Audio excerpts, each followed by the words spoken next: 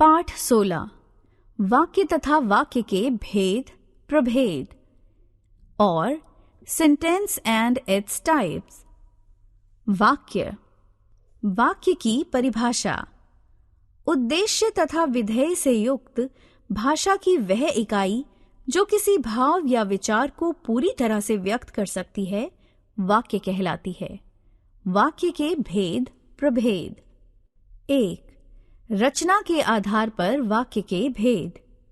वाक्य की रचना किस प्रकार की है, इस आधार पर वाक्य के 2 भेद किए जाते हैं। 1. सरल वाक्य। 2. जटिल वाक्य। 1. सरल वाक्य।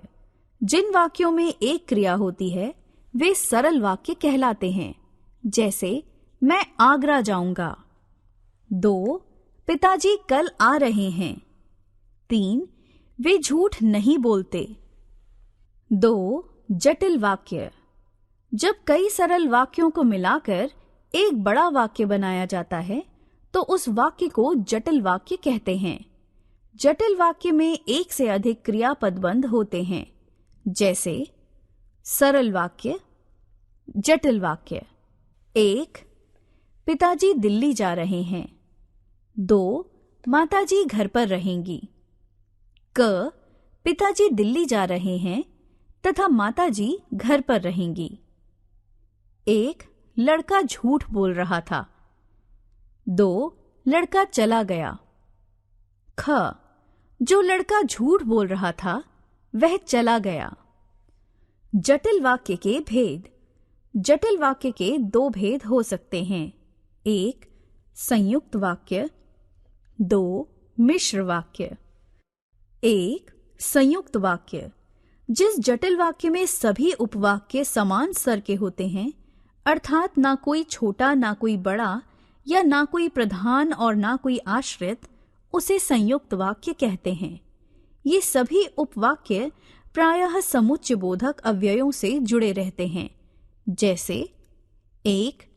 दादाजी सो रहे थे और बच्चे खेल रहे थे। 2. मैं तो यहीं रहूंगा पर आपको जाना होगा। 3. आप यहीं रुकेंगे या मेरे साथ घर चलेंगे। 4. जल्दी स्कूल चलो अन्यथा देर हो जाएगी। 2. मिश्र वाक्य। जिन वाक्यों में एक उपवाक्य प्रधान उपवाक्य होता है और शेष उस पर आश्रित होते हैं, ऐसे वाक्य को मिश्र वाक्य कहते हैं, जैसे प्रधान उपवाक्य, आश्रित उपवाक्य। 1. गुरुजी ने कहा है कि सब लोग अपना काम करते रहें। 2. वह कमीज फट गई जिसे मैंने बाजार से खरीदा था। 3. मैं नहीं आ सकूंगा क्योंकि मेरा बेटा बीमार है। 4. मैं एक सपेरे से मिला जो सांपों को ट्रेंड करता था। 2. अर्थ के आधार पर वाक्य के भेद। 1. कथनात्मक वाक्य। जिन वाक्यों में सामान्य कथन होता है उन्हें कथनात्मक वाक्य कहते हैं।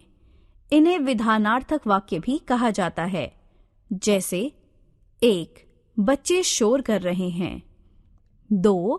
हम लोग खाना घर पर ही खाएंगे। 3. मीरा डॉक्टर है। 4. बारिश हो रही है। 2. निषेधार्थक वाक्य। जिन वाक्यों में कथन को नकारा जाता है उन्हें निषेधार्थक या नकारात्मक वाक्य कहते हैं। हिंदी में प्रायः न, नहीं तथा मत लगाकर निषेधार्थक वाक्य बनाए जाते हैं, जैसे 1. बच्चे शोर नहीं कर रहे। 2. हम लोग घर पर खाना नहीं खाएंगे। 3. मीरा डॉक्टर नहीं है। 4. तुम यहां मत बैठो। 3. आज्ञार्थक वाक्य। जिन वाक्यों में आज्ञा, आदेश, प्रार्थना, अनुमति आदि के भाव प्रकट किए जाते हैं उन्हें आज्ञार्थक वाक्य कहते हैं, जैसे 1. तुम यहीं बैठो। 2. अपना अपना काम कीजिए। 3. बाजार से घी लेते आना। 4. कृपया आप यहाँ से चले जाइए। 4. प्रश्नवाचक वाक्य। जिन वाक्यों में वक्ता कोई प्रश्न पूछता है उन्हें प्रश्नवाचक वाक्य कहते हैं। जैसे 1. आप लोग कहाँ रुकेंगे? 2. यह घर किसका है? 3. क्या मैं भी आपके साथ आ सकती हूँ? 4. क्या आज स्कूल खुला है? 5. इच्छार्थक वाक्य। जिन वाक्यों में वक्ता अपने लिए या किसी दूसरे के लिए इच्छा व्यक्त करता है उन्हें इच्छार्थक वाक्य कहते हैं। जैसे 1. ईश्वर तुम्हें सफलता दे। 2. काश मैं पास हो जाता। 3. चलो अब चलते हैं। 4. शादी की ढेर सारी शुभकामनाएं। 6. संभावनार्थक वाक्य।